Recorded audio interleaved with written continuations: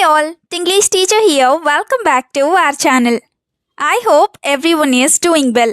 మనం మన డైలీ కాన్వర్సేషన్స్లో అవతలి వాళ్ళతో చాలా రకాల వర్డ్స్ అండ్ షార్ట్ సెంటెన్సెస్ని యూస్ చేస్తూనే ఉంటాం కదా. అయితే ఈరోజు వీడియోలో వాటన్నింటినీ ఇంగ్లీష్లో ఈజీగా ఏ విధంగా చెప్పాలో క్లియర్గా కొన్ని ఎగ్జాంపుల్స్తో చూసేద్దాం. సో మీరు వీడియోని ఎక్కడ స్కిప్ చేయకుండా ఎండ్ వరకు చూడడానికి ట్రై చేయండి. ఈ వీడియో కనుక మీకు యూస్ఫుల్గా అనిపిస్తే అలాగే ఈ వీడియో మీకు నచ్చినట్లయితే మర్చిపోకుండా ఒక లైక్ చేయండి. మీరు చేసే ఈ లైక్ ద్వారా ఈ వీడియో మరికొంతమందికి రీచ్ అవుతుంది. So please like this video. ఇప్పుడైతే ప్రీవియస్ వీడియోలో నేను మిమ్మల్ని 2 క్వశ్చన్స్ అడిగాను కదా, అయితే వాటి యొక్క ఆన్సర్స్ని చూసేద్దాం. ఫస్ట్ వన్ ఈజ్, ఈ పిక్చర్లో కనిపిస్తున్న దాన్ని మనం పెంగ్విన్ అని పిలుస్తాం. నా ద సెకండ్ క్వశ్చన్ ఈజ్, నువ్వు రేపు మార్నింగ్ ఎక్కడ ఉంటావు? ఈ సెంటెన్స్ని ఇంగ్లీష్లో where will you be tomorrow morning ఈ విధంగా అడుగుతాం. ఇప్పుడు మీకోసం ఈ వీడియోలో ఉండబోయే 2 క్వశ్చన్స్లో ఫస్ట్ వన్ ఈజ్ చిన్న విషయం. ఇది చాలా ఫ్రీక్వెంట్గా యూస్ చేస్తూ ఉంటాం కదా. అయితే చిన్న విషయాన్ని మనం ఇంగ్లీష్లో ఏ విధంగా చెప్తాం? What do we call it in English? Let me know in the comments. Now the second question for you which is, నేను బిజీగా ఉండటం వల్ల అవన్నీ మర్చిపోయాను. ఈ సెంటెన్స్ని మీరు ఇంగ్లీష్లో ఎలా చెప్తారో మర్చిపోకుండా కామెంట్ సెక్షన్లో కామెంట్ చేసి నాకు చెప్పండి. Please show your support with your likes and comments as always. ఇప్పుడైతే లేట్ చేయకుండా మన వీడియోని స్టార్ట్ చేసేద్దాం. Let's get started. First one is తెలిసి కూడా లేదా తెలిసినా కూడా. తెలిసి కూడా అలా చెప్పావు లేదా ఇలా చేసావు అని అంటూ ఉంటారు కదా. సో దీన్ని ఇంగ్లీష్లో ఈవెన్ నోయింగ్ ఇలా చెప్తాం. ఇదే సెంటెన్స్ని ఈవెన్ ఇఫ్ యూ నో ఇలా కూడా చెప్పచ్చు. For example, why are you acting like you don't know even though you know. Why are you acting like you don't know even though you know అంటే నీకు తెలిసినా కూడా నువ్వు తెలియనట్లు ఎందుకు నటిస్తున్నావు అని. ఇంకొక example, even if I knew I didn't tell you on purpose. Even if I knew I didn't tell you on purpose అంటే నాకు తెలిసినా కూడా నేను నీకు కావాలనే చెప్పలేదు అని. ఆన్ పర్పస్ అంటే కావాలనే అని. ఈవెన్ ఇఫ్ ఐ న్యూ అంటే నాకు తెలిసినా కూడా లేదా తెలిసినప్పటికీ అని. అదే I know you know everything అంటే నీకు అంతా తెలుసని లేదా అన్నీ తెలుసని నాకు తెలుసు అని. సెకండ్ వన్ ఈజ్ కంగారు పడకు. ఇది చాలా సిచ్యువేషన్స్లోనే యూస్ చేస్తూ ఉంటారు కదా. సో దీన్ని ఇంగ్లీష్లో don't get confused or don't worry ఈ విధంగా చెప్తాం. అంటే తికమక పడకు లేదా కంగారు పడకు అని. For example, getting confused about everything will not get anything done. Getting confused about everything will not get anything done అంటే ప్రతి దాని గురించి లేదా ప్రతి విషయం గురించి కంగారు పడినట్లయితే ఏది కూడా సరిగా జరగదు లేదా పూర్తిగా జరగదు అని. Another example, it is better for you to stay calm and not worry too much about everything. It is better for you to stay calm and not worry too much about everything.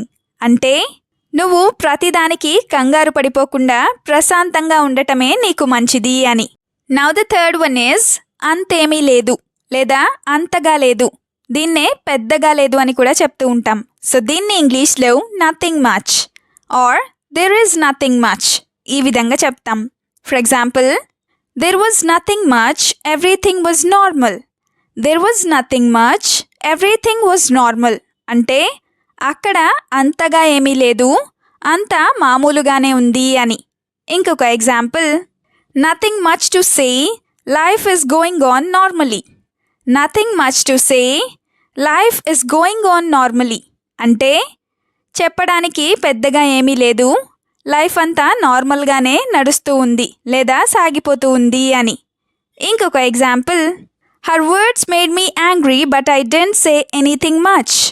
Her words made me angry but I didn't say anything much అంటే ఆమె మాటలు నాకు కోపం తెప్పించాయి కానీ నేను పెద్దగా ఏమీ మాట్లాడలేదు అని.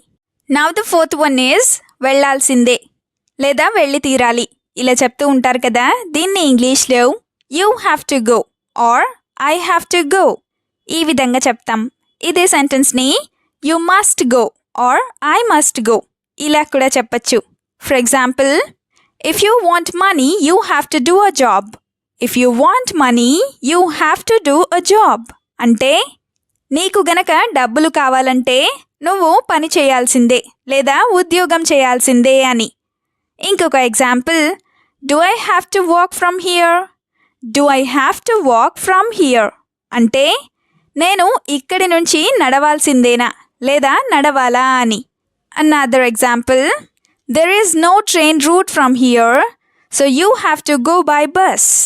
There is no train route from here, so you have to go by bus అంటే ఇక్కడి నుంచి ట్రైన్లు లేవు లేదా ట్రైన్ రూట్ లేదు, అందుకే నువ్వు బస్సులో వెళ్లాల్సిందే లేదా బస్సులోనే వెళ్ళాలి అని. Now the fifth one is చేయనిస్తావా లేదా నన్ను చేసుకొనిస్తావా ఇలా అడుగుతూ ఉంటారు కదా. దీన్ని ఇంగ్లీష్లో will you let me do, will you let me do ఈ విధంగా అడుగుతాం. అదే లెట్ మీ డూ అంటే నన్ను చేసుకొనివ్వు అని. For example, you don't have to do my work, let me do mine. Or let me do my work. Are you don't need to do my work, let me do my work అంటే నువ్వు నా పని చేయాల్సిన అవసరం లేదు, నా పనిని నన్ను చేసుకోనివ్వు అని. ఇంకొక example, she became like this because you didn't let her do anything. She became like this because you didn't let her do anything అంటే నువ్వు ఆమెని ఏమీ చెయ్యనివ్వకపోవడం వల్లే ఆమె ఇలా తయారైంది అని. షీ బికేమ్ లైక్ దిస్ అంటే ఆమె ఇలా తయారైంది అని. సిక్స్త్ వన్ ఈజ్ సౌండ్ పెంచు. టీవీ సౌండ్ పెంచు లేదా ఫోన్ సౌండ్ పెంచు ఇలా చెప్తూనే ఉంటారు కదా. సో దీన్ని ఇంగ్లీష్లో turn up the sound, turn up the sound ఈ విధంగా చెప్తాం. Let's have some related sentences to it. First one is I can't hear properly, so please turn up the TV sound. Or I can't hear well, so please turn up the TV volume అంటే నాకు సరిగా వినిపించడం లేదు లేదా నేను సరిగా వినలేకపోతున్నాను కాబట్టి నువ్వు కాస్త టీవీ సౌండ్ పెంచు అని. టర్నింగ్ అప్ అంటే పెంచడం అని. Now the second example is turn up the sound just a little bit. Turn up the sound just a little bit అంటే సౌండ్ కొంచెం మాత్రమే పెంచు అని. లిటిల్ బిట్ అంటే కొంచెం అని. Now the third example is don't want so much sound, so turn down the sound a bit.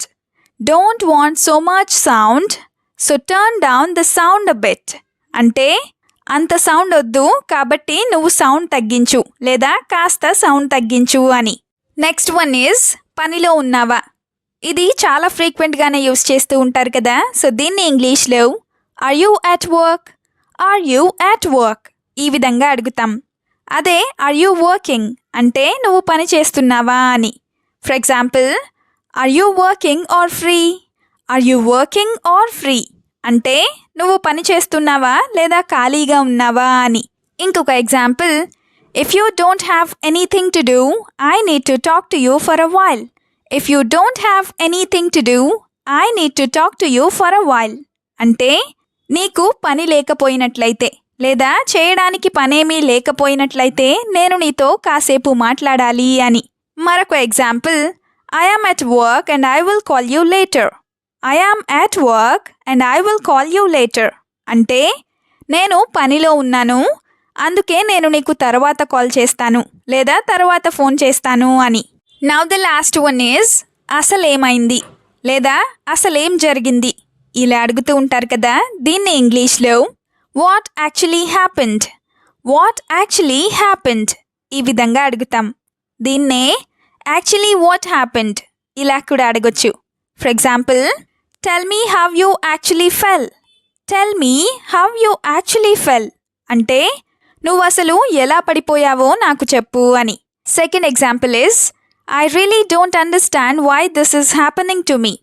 I really don't understand why this is happening to me అంటే నాకు ఎందుకు ఇలా జరుగుతుందో నాకు నిజంగా లేదా నాకు అసలు అర్థం కావడం లేదు అని.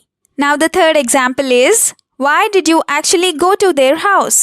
Why did you actually go to their house అంటే నువ్వు అసలు వాళ్ళింటికి ఎందుకు వెళ్ళావు అని. వీడియోని ఎండ్ వరకు చూసినందుకు థ్యాంక్ యూ సో మచ్. వీడియోలో ఉన్న సెంటెన్సెస్ అన్నీ తరచూ ప్రాక్టీస్ చేస్తూ ఉన్నట్లయితే you will become a better and fluent English speaker. ఈ వీడియో మీకు ఏ విధంగా అనిపించిందో మీ ఫీడ్బ్యాక్ని మాత్రం తప్పనిసరిగా కామెంట్ సెక్షన్లో కామెంట్ చేసి చెప్పండి. We'll meet you again with the useful and interesting video. Until then, keep learning, keep practicing and keep supporting Tinglish Teacher. Have a good day. Bye bye.